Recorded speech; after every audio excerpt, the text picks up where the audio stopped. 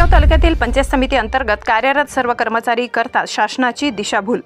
मुख्यालयी न राहता घरभाडे भत्ता घेऊन शासनाची फसवणूक। मालेगाव तालुक्यातील देवघट येथील सामाजिक व माहिती अधिकार कार्यकर्ते श्री प्रशांत रमेश देसले यांनी 6/8/2023 रोजी मुख्य कार्यकारी अधिकारी जिल्हा परिषद नाशिक व जिल्हा शिक्षणाधिकारी प्राथमिक यांच्याकडे मेलद्वारे तक्रार अर्ज दाखल केला होता।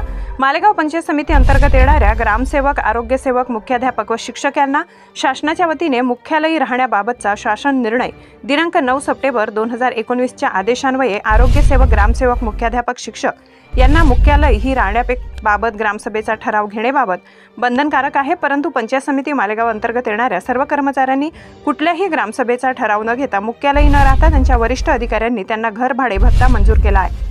ग्रामीण भागासाठी पगाराच्या 9% व शहरी भागासाठी पगाराच्या 19% म्हणजे ग्रामीण भागाला 5 ते 6,000 व शहरी भागासाठी 12 ते 13,000 रुपये इतका घर भाडे भत्ता दिला जातो। तरी मालेगाव तालुक्यातील पंचायत समिती अंतर्गत कार्यरत असणारे सर्व कर्मचारी शासनाची दिशाभूल करून कुठल्याही ग्रामसभेचे ठराव न घेता मुख्यालयी न राहता घर भाडे भत्ता घेत असून शासनाची फसवणूक करत आहेत। मालेगाव पंचायत समितीच्या अंतर्गत साधारण एकूण कर्मचारी हे 1500 पेक्षा जास्त आहेत। त्यामुळे या प्रकारात करोडो रुपयाचा भ्रष्टाचार होत आहे व या प्रकरणाची गांभीर्याने दखल घेऊन चौकशी करून संबंधितांकडून घर भाडे भत्ता वसूल करावा व संबंधित अधिकाऱ्यावर फौजदारी गुन्हा दाखल करावा अशी मागणी केली होती।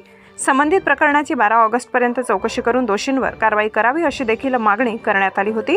जर तशी कारवाई करण्यात आली नाही तर त्यांनी 14 ऑगस्ट 2024 पासून मुख्याधिकारी जिल्हा परिषद नाशिक यांच्या दालनासमोर आंदोलन करण्याचा इशारा देण्यात आला होता। या सर्व पत्राची दखल घेत माननीय शिक्षणाधिकारी जिल्हा परिषद प्राथमिक यांनी या सर्व प्रकरणाची चौकशी करून दोषींवर कारवाई करावी व श्री प्रशांत देसले यांना उपोषणात बसण्यापासून परावृत्त करावे असे आदेश गट शिक्षणाधिकारी पंचायत समिती मालेगाव यांना दिले आहेत। तसेच संबंधित प्रकरणाचा तपास करून संपूर्ण अहवाल सादर करण्याचे आदेश देखील दिले आहेत। S9 TV न्यूज साठी गणेश शिंदे, मालेगाव। नमस्कार, मी प्रशांत रमेश देसले, सामाजिक कार्यकर्ता देवगड।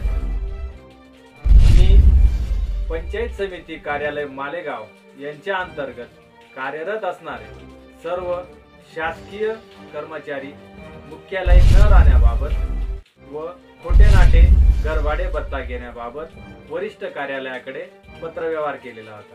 त्या संबंधित वरिष्ठ कार्यालयाच्या वतीने माननीय जिल्हा शिक्षणाधिकारी प्राथमिक यांनी याबाबत सविस्तर असे चौकशीचे आदेश दिलेले असून पंचायत समिती मालेगाव गट शिक्षणाधिकारी यांनी ताबडतोब या बाबतीत चौकशी करून व 2019 ते आजपर्यंत ज्यांनी खोटे नाटे घरभाडे भत्ता घेतलेला आहे कुठल्याही ग्रामसभेचे ठराव न देता अशा कर्मचाऱ्यांकडून घरभाडे भत्ता वसूल करावा व मला व मालेगाव तालुक्यातील जनतेला न्याय द्यावा ही माझी नम्र विनंती।